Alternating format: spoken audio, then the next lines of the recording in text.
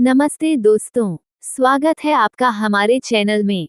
आज हम एक ऐसे रहस्यमयी विषय पर बात करेंगे जो आपके जीवन में सफलता और असफलता को समझने का एक नया दृष्टिकोण दे सकता है।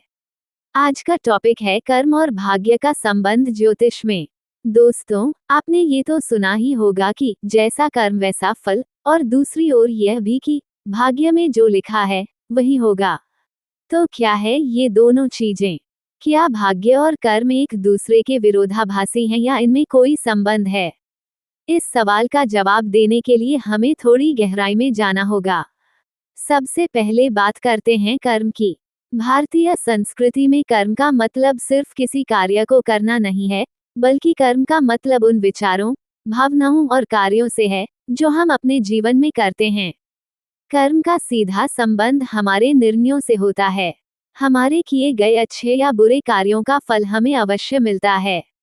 ज्योतिष में भी इस सिद्धांत को बहुत महत्व दिया गया है। माना जाता है कि जो कर्म हम करते हैं, उसी के अनुसार हमारा भविष्य भी बनता है। कर्म केवल इस जन्म तक सीमित नहीं है, ये पिछले जन्मों के कर्मों का भी प्रभाव रखता है। जो भी अच्छे या बुरे कार्य हमने पिछले जन्मों में किए होते हैं, वे हमारे भाग्य को प्रभावित करते हैं। अब आते हैं भाग्य पर।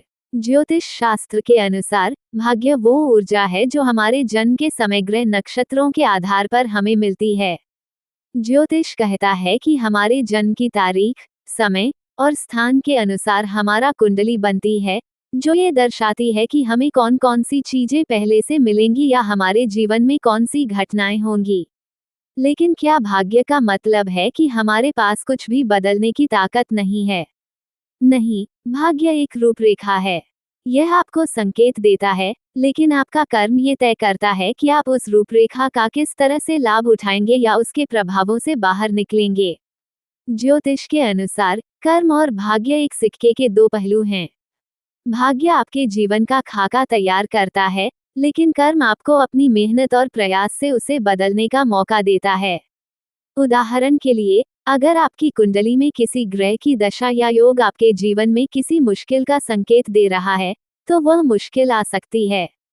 परंतु कर्म के माध्यम से आप उस मुश्किल को कैसे सामना करेंगे, यह आप पर निर्भर है।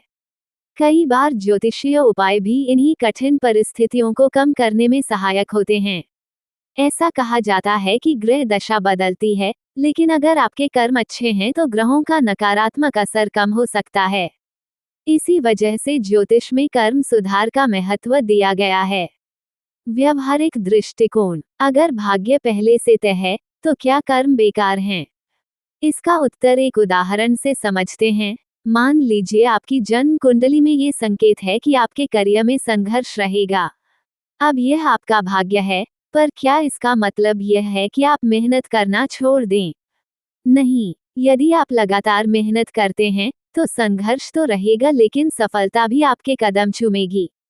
इसलिए कर्म और भाग्य दोनों मिलकर आपके जीवन की दिशा तय करते हैं। भाग्य के अनुसार आपको जो समस्याएं या अवसर मिलते हैं, उन्हें कर्म के द्वारा सही दिशा दी जा सकती है। यही वजह है कि हमें अपने कर्मों पर ध्यान देना चाहिए और भाग्य को केवल मार्गदर्शक के रूप में देखना चाहिए। आखिर में, कर्म और भाग्य दोनों एक दूसरे के पूरक हैं। भाग्य आपका नक्शा है, और कर्म वह वाहन है जिससे आप इस नक्शे पर यात्रा करते हैं। यदि आप सही कर्म करते हैं, तो आपका भाग्य भी आपके साथ चलने लगता है। इसी तरह ज्योतिष हमें भाग्य के संकेत देता है ताकि हम अपने कर्मों को उस दिशा में ले जा सके जो हमारे जीवन को सही अर्थ दे सके। तो दोस्तों, कर्म और भाग्य का ये संबंध गूढ़ जरूर है, लेकिन इसे समझना असंभव नहीं। अंत में यही कहना चाहूंगा कि जो भी करें, पूरे मन और सही दिशा में करें, क्योंकि जैसा कर्म वैसा ही भविष्य। आशा है दोस्तों, आज का वीडियो आपके लिए ज्ञानवर्धक रहा होगा।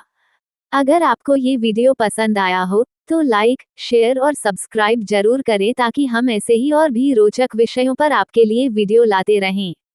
धन्यवाद।